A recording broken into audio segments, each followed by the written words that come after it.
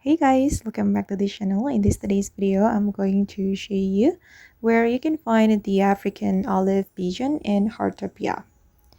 Okay, this is how the African olive pigeon looks like. And if you want to find this bird, you're going to go to the Anen mountain.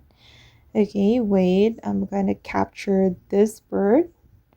Okay, and then I'm going to show you guys this bird information.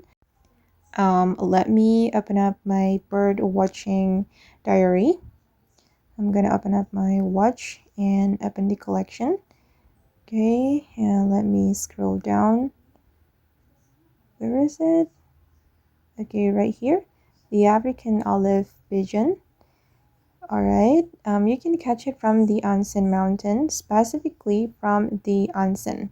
And for the active weather, you can catch it in any weather condition. And for your information, I have level 5 in my bird watching hobby. So maybe if your level is still under 5, you won't be able to meet this bird. Okay guys, and that's how we can find the African olive pigeon in Heartopia. I hope this video will be useful for you. Thank you so much for watching and bye!